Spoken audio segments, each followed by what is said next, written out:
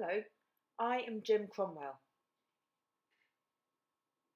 I am a medical psychologist and have been working for over 25 years with deaf patients with mental health issues in both children and adults.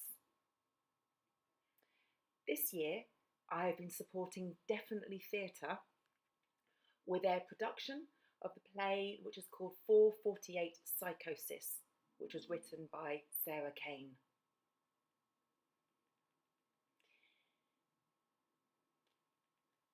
It has been a really compelling experience.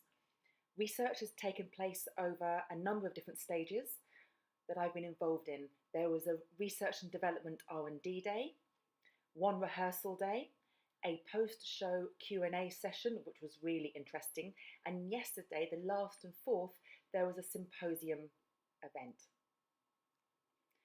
There was a significant audience with 5 individual speakers taking it in turns to present on different issues relating to mental health, and this was held at the Wellcome Collection building in London. Myself, I have absolutely no prior experience of being involved in theatre before, so this was really interesting for me in terms of how everything progressed from start to finish, from reading initially the script all the way through to producing ideas and improvising, to seeing the actors finally performing it on stage. So that start to finish process was great. So engaging with Definitely Theatre on this project, they asked me a plethora of questions. They wanted to thoroughly understand and hear my views on the history of deaf mental health through to the current day, the services available, funding issues, the differences between NHS and private health, the terminology in terms of the doctor, psychiatrist, psychologist, and the difference between these words, psychosis and what that means, and how the experiences can be really overwhelming. So this was a very in-depth, engaging process in terms of the advice that I offered and the questions they were asking.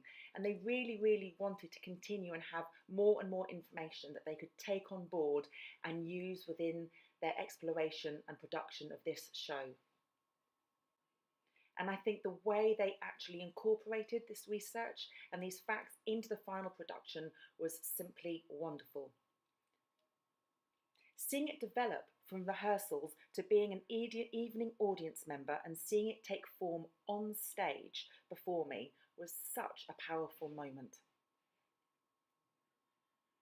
And the company have really made sure to be so thoughtful to show that they've understood from a deaf person's perspective their experiences, their environment, and what that is to be so immersed in such a situation and experiencing mental health issues. If we take a moment to consider Sarah Kane's script, she took a rather unusual approach in the writing of it, which presented some complex challenges that needed unravelling in terms of directing the play. Usually a script would be self-explanatory in terms of what was happening and who was in the play. You would expect to see names listed down the side, indicating an exchange in dialogue between the different characters.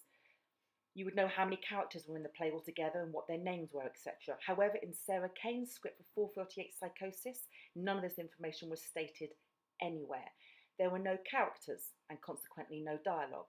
The script was also void of any annotation and stage direction. So, in terms of clarifying the meaning or intent of specific sections was decidedly ambiguous. What we are left with is simply a stream of words, page by page, being entirely left open to interpretation.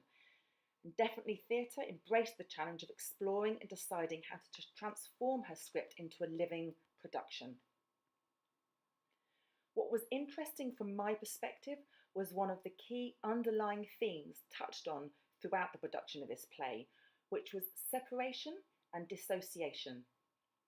For example, a patient with psychosis, the meaning of that, they will have a feeling of complete separation from reality and detached or dissociated from the real world, ultimately spiralling into a world of confusion and ability to connect. Again, if we consider the discourse dynamic, between a mental health patient and a doctor, there is a significant separation and disconnect to bridge.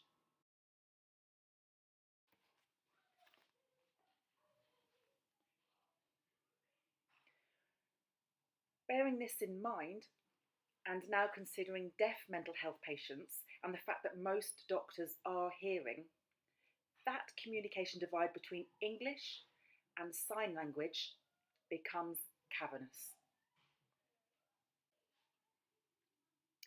Before, in my role as a psychologist, I worked closely with deaf mental health patients, and during consultations, they would often express and talk about how they didn't feel a sense of belonging or an understanding as to how they could connect with either the deaf or the hearing world. For them, these two worlds were solar systems apart and were out of reach. However, engaging in a number of one-to-one sessions with them, over time, I slowly saw a positive change. They felt that they could see themselves fitting into both the deaf world and the hearing world. What I observed, which was fascinating, is that their theoretical placement of these two worlds, where once so far apart, had drifted actually closer and closer together, culminating in them seeing themselves able to participate and connect to both worlds. They achieve this sense where the deaf individual not only embraces their deaf identity, but alongside that, an understanding of how to connect with the hearing world.